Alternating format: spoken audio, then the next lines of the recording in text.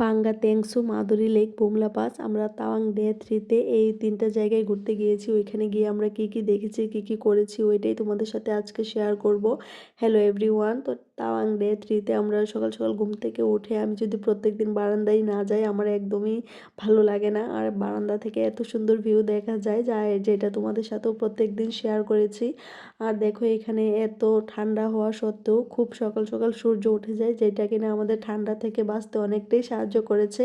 আর সকাল সকাল ওই হোটেলের দিদিভাই পূজাও দিয়ে নিয়েছে। তারপরে আমরা বসে অপেক্ষা করছিলাম। যখন দিদি দাদা রেডি হয়ে গেছে তখন আমরা নিচে চলে এসেছি। ওইখানে আমরা ব্রেকফাস্ট করে নিয়েছি। আর দেখো পরোটা নিয়েছি আর সব কিছু ফ্রেশ ফ্রেশ সবজি ছিল আর খুবই টেস্টি ছিল। ওইখানে খাবারের কথা কি বলবো। আর আন্টি দেখো এখানে বাইরে দাঁড়িয়ে রোদের মধ্যে দাঁড়িয়ে খাচ্ছিল, ওইটা নিয়ে আমি হাসাহাসি করছিলাম। আর আমি সবাইকে বলছিলাম যে তোমাদের গালগুলি গ্লো করছে কিনা। আমার তো মনে হচ্ছে আমার গালগুলি গ্লো করছে। তো ওইটা দেখে তারা হাসছিল। সত্যি ওইখানে গিয়ে আমার মনে হচ্ছে যে আমার গালগুলি একটু লাল লাল হয়ে গেছে, এত ঠান্ডা, ঠান্ডার জন্য। তো ওইটা নিয়ে হাসাহাসি করছে। আর আন্টি দেখো এখানে খাচ্ছে। তারপরে আমরা খাওয়া দাওয়া করে একটু হাঁটাহাঁটি করছিলাম রাস্তার মধ্যে, মার্কেটটা একটু ঘুরে দেখছিলাম। ততক্ষণে আমাদের গাড়ি চলে এসেছে। আর তারপর আমরা সবাই গাড়িতে বসে পড়লাম। আর দেখো যখনই ক্যামেরাটা আন্টির সামনে আসে ওরে একটাই কথা, হাই হ্যালো এভরিওয়ান। আর গলার টোনটা এত সুন্দর করে বলে কি বলবো, তোমরা তো শুনতেই পেয়েছো। আন্টিকে আমি অনেক মিস করি। আর ক্যামেরাটার সামনে যেতেই এত সুন্দর করে কথা বলে যেটা কিনা আমি এখনো বলতে পারি না।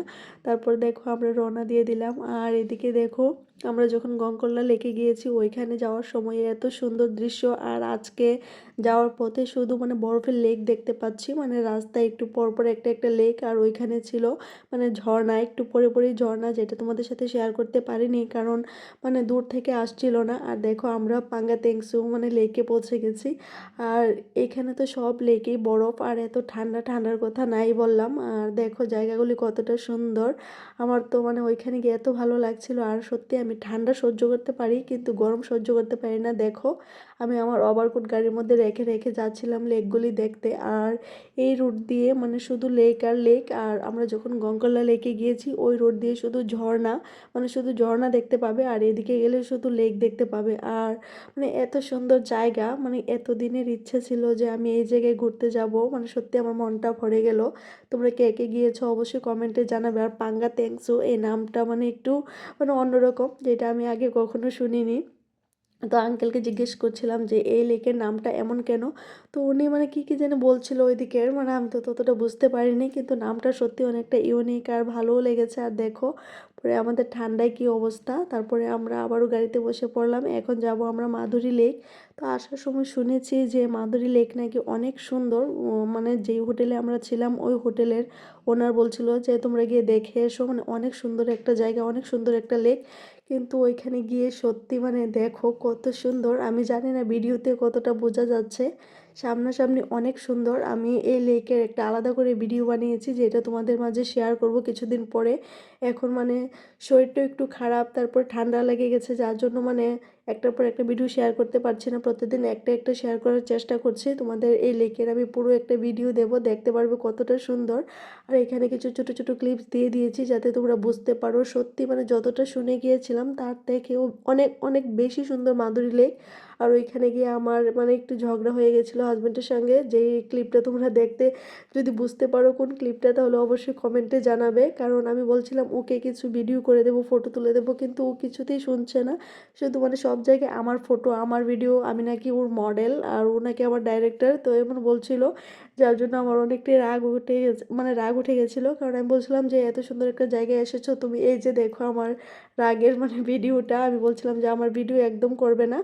ওই এত সুন্দর একটা জায়গায় গিয়েছে ও কিছু একটা ফটো তুলছে না। আমার এটা ভালো লাগে না। আমি নিজেও তুলবো, তোমার হাজব্যান্ডকেও তুলে দিতে হবে। আমার এমন একটা স্বভাব, আমি একা কোনো কিছু করতে ভালো লাগে না।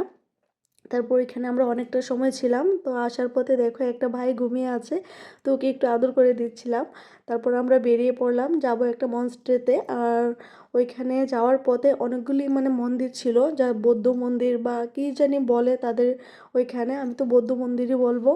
আর মনস্ট্রিতে গিয়ে তোমাদের অবশ্যই দেখাবো যে এত সুন্দর, মানে ওইখানের জায়গাগুলি তো একটু ঠান্ডা, আর তার মধ্যে আবার মন্দির, মানে এত সুন্দর একটা জায়গা। আর রাস্তার চারপাশটা তোমরা দেখতেই পাচ্ছ কতটা সুন্দর, কতটা স্নিগ্ধ, আর এত পরিষ্কার, মানে কি বলবো, আমি তো পরিষ্কার পরিচ্ছন্নতার কথা সবসময় বলি।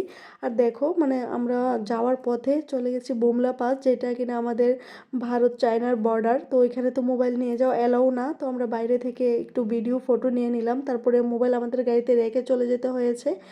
আর আমরা যখন ভিতরে গিয়েছি তখন মানে চায়না বর্ডার দেখেছি, আর অনেক কিছু জানতে পেরেছি ওই জায়গাটার সম্বন্ধে। তো অনেকটাই ভালো লেগেছে, নতুন একটা অভিজ্ঞতা হয়েছে। তারপর আসার পথে আমরা চলে গেলাম একটা মনস্ট্রিতে, যেটা মানে অনেকটাই সুন্দর ছিল। তো ওইখানে কিছু সময় কাটিয়ে তারপর আবারও বেরিয়ে পড়লাম বাড়ির উদ্দেশ্যে। দেখো কতটা সুন্দর। আর বাড়িতে এসে মানে আবারও সেই সবার অবস্থা মানে খুবই নাজেহাল হয়ে গেছে সারাদিন জার্নি করার পর। তো তারপরে দেখো দিদি তার উপরে উঠে যাচ্ছে, আমার হাজব্যান্ড উপরে উঠছে। বোমলা পাশে আমাদের দুজনের একটা ফটো তুলে দিয়েছে, যেটা কিনা 400 টাকা করে নিয়েছে। তো ওইখানে একটা স্মৃতি নিয়ে এসেছি। তারপর আমরা চলে গেছি ডিনার করতে, কারণ ওই দিন সারাদিন কিছু খাইনি। আর আমি নিয়েছি ভাত আর এক কারি, আর ও নিয়েছে মানে মাশরুম ফ্রাইড রাইস, আর দিদি নিয়েছে ভেজ থালি। তো তোমরা অবশ্যই বলবে আমাদের তাওয়াংয়ের ভিডিও তোমাদের কেমন লাগছে। তো দেখা হবে আরেকটি নতুন ভিডিওতে, সবাই ভালো থেকো, টাটা।